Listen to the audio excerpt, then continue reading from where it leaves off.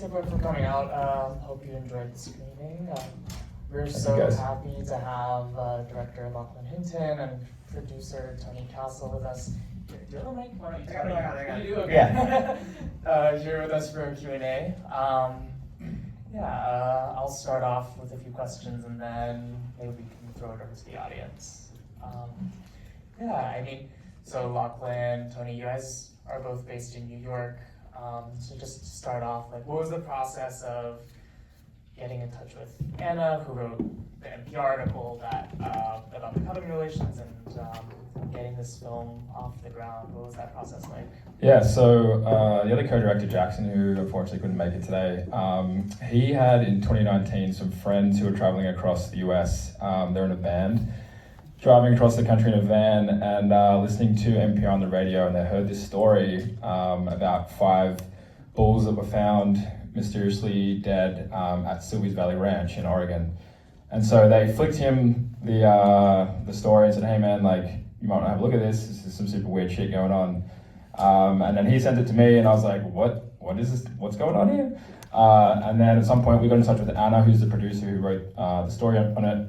And we started working together and seeing if we could sort of turn her article, I guess, into like a broader story. And then we started a relationship with Tony and BFD, and kind of just went from there. Yeah, I mean, when they came to us with the story, our instinct was to pitch it around, and it felt like a very true crime story. But everyone we pitched it to was sort of like, great, who's killing the cows?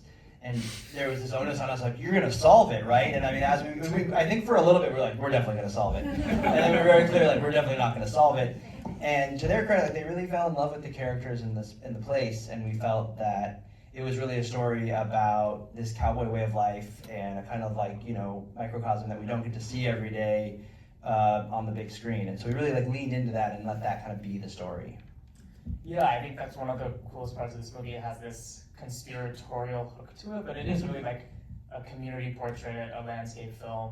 Like, was that part of the initial conception of the movie, or was that something that was sort of came about as you guys were in the community itself? I think it was a bit of both. Anna really, she spent a lot of time in this community. Her dad grew up out in the area as well, and so that helped us with a lot of access to the characters. But Anna really helped us as filmmakers kind of visualize this world out there. The way she would explain it was super cinematic, like the rhythms and kind of textures and sounds of ranch life. So we kind of, we wanted to kind of turn that into a bit of like a visual poetry. And so that kind of gave us a nice underpinning of how we wanted the film to look and feel. But we were initially, we went out there with the hook of, oh yeah, there's this weird stuff happening to cows, and that's the story. The mystery, but we soon kind of realized there's actually there was a wider story to tell about the people who were living with this mystery. And so as the film unfolds, I think it's you find there's answers to be found about the mystery, but then you also learn that people are also searching for answers about their own existence, their own culture. This place that's very, very isolated, where people sort of work with their hands and pass this down from generation to generation. Small family-run ranches that are really make or break.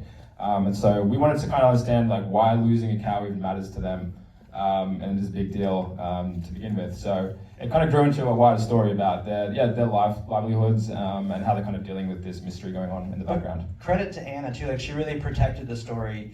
She really was the one that's if you're not wearing the right boots, if you show up in the wrong truck, I'm not gonna. I mean, she looked at me and my wife, my production partner. She's like, "You guys are too New York. You're not coming on set." These guys being Australian, had a little bit of a weird edge of who are these guys? And I feel they obviously earned the trust.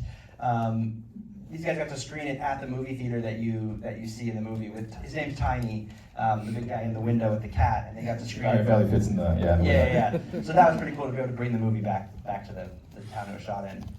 Yeah, I'd love to hear more about how you guys were how you guys got into this community, because it's such a panoramic portrait, and so many of them they give you so much. They clearly are so comfortable in front of the camera.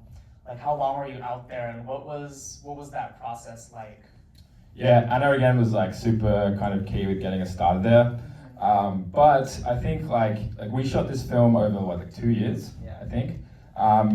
Because we wanted to basically capture the kind of the seasonality of ranch life, and what goes into different seasons, what happens throughout different seasons, and raising cows when they get born, cattle drives, brandings, that sort of thing. So we kept just coming back, basically, like every few months we'd show up again with cameras. So I think at first I was kind of like, who are you guys? What's your agenda? You're from New York, like, but you're also not. And so I think the otherness, being Australian, kind of like helped us, because like we were as curious about them as they were about us. Like, what are you doing out here in this like middle of nowhere town? But I think we kept coming back and just building that relationship, building the trust. And yeah, by the end, we kind of couldn't really walk down like the supermarket without someone being like, hey, you guys are in town, like come over for a steak dinner. So I think it kind of just grew out of that, and it's kind of what happened. Great, thank you so much. Before I give it to the audience, I have one last question about this final scene from the movie with the calf, with the fur tied around it. I wanted to hear about.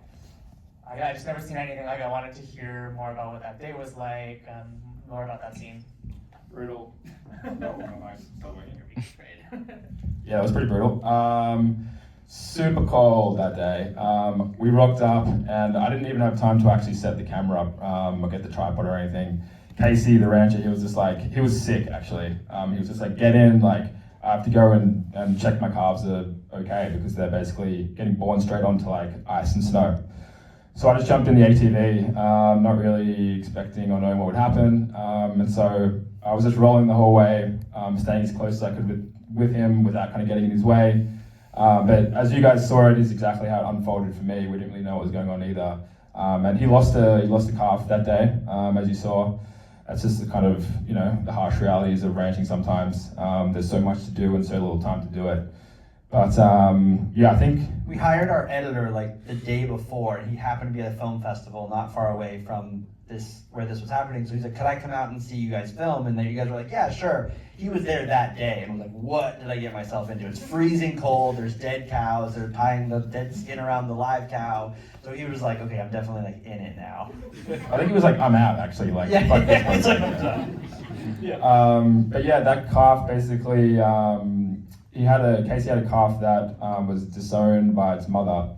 And so the calf that did die, he ended up grafting the coat of it, put it onto this new calf, and you'll see the shot where the mother comes in and starts kind of sniffing the coat of the calf. And so he managed to actually save the calf essentially, because without a mother to feed anything, it's doomed. So it's just, it was crazy to me. I've never seen anything like that either. So Great, thank you so much. Yeah, maybe we can have some audience questions. Yep. Thanks. I appreciate the film as kind of a meditation on ranching life and rural life. I'm curious, over the course of those 2 years or so, how much footage you shot, and the challenges of putting it all together, especially since you don't have narration in the picture. Sure. Yeah, good question. I think we had about 120 hours of footage, and we forced our editor Byron to watch all of it. He had a rough go. But it was a big challenge. Total like jigsaw puzzle. We had a big whiteboard up in our edit suite of just like post-it notes, color coded to like themes, seasons, because we decided to tell this story seasonally, like chronologically. So sometimes we'd have a scene that like we're like, oh, this is perfect, push the story along here, but it was the wrong season. So we had to find ways to kind of like piece them all together and We were just talking about last night about scenes that we wish could be in the film that you have to take stuff out. There's great moments, but we really, as the film kind of moves from the mutilations, it really starts to become a film about hard work and what it takes to live this lifestyle. And so when we really focused on that, and the scenes sort of became clear to us, is like how that should progress. Yeah, I think we had like at one point it felt like we had two films. We had a film about cattle mutilation and then a film about ranching. And we're like, it's not working. We have to somehow find a way to tie these two together. So that was our big creative challenge from the start, is like weaving these two stories together, because you have this mystery going on, but then underneath the mystery is like the people who are actually living with it day to day. So that was our creative challenge. Yeah. I'm just curious, how did being in that community that much time, how did that affect how you look at the world? It's a good question. It's brutal, I know. Brutal, yeah. I mean, like, I'm not from this kind of place. Like, I grew up in Sydney, about 45 minutes out of town, in like a little beachy sort of suburb. But I was always out in the bush, and always had a kind of like natural environment was always around me. I was always out doing things, and grew up watching Western films. My dad used to always play them, Butch Cassidy and Sundance Kid and such. So I always had like the idea of doing some kind of Western film to me was a cool idea. I would love to kind of go out and explore that landscape. So I was like, as the DP, I was really trying to focus on not just capturing like an accurate way of life, but capture the feeling of being out there. So I found like everyone we spoke to, the hospitality of these people was just incredible. And even though I'm from a very different place, I suppose we did find common ground about things, just ethics and hard work and family and, being kind to your neighbor essentially, and perseverance in the face of adversity. So there was a shared, appreciation of being in nature, and what it takes to kind of live this lifestyle, I suppose. If that answers the question, I don't know. I'm curious what your personal hypotheses are. Yes. What is yours? I'll tell you after you tell me. Okay. All right. Deal. You want to go? You go first. Okay. Well, to build on what I just said, being not from this area, when we're out there, to me, really, the ranchers are the professionals. They've grown up around animals. They know what death looks like. They know what it should look like. And so I'm all ears when it comes to like theories about what's going on, because they're the ones who are closest to it. And so I think, the main prevailing theories are like people say, well, it's natural causes. Okay, there's certain natural processes that happen in decomposition that can make it look like a cow's mutilated. For instance, when it bloats, it can cause gases can cause the hide to rip, and it creates like a cut-like sort of effect. Okay, fair enough. But then, one of the cows that we saw had a perfectly removed circle. So it's like, that doesn't just pop off naturally. So there's, for every kind of like theory you can come up with, there's like an equal thing that's like, no, that doesn't make sense at all. So I think like some of these cases, they probably are naturally occurring. I don't know, maybe the cow eats some like poison or whatever it is and kills over and dies. But I think for the most What part, about the blood, right? Yeah. the blood, yeah, exactly. I think for the most part, it's got to be some kind of cult, human activity, somebody coming for a particular reason. They want to kill this animal in the wild. They want like a ritualistic kind of thing to it. Otherwise, you just go to a butcher. You could get offcuts. You go get some cow balls from your local butcher. Whatever. It doesn't make any sense, And so there's some reason why people would want to do this, and I don't know what it is, which is why really the people close to it are kind of like, maybe it's aliens. Yeah. I will say, when we were pitching it, we pitched the Travel Channel, and they were like, we love it, but we're only doing ghost stuff. Could it be ghosts? And we were like, no. So that's my theory, is it's not ghosts. But I'm going to go with aliens as well. What is your theory? I don't know.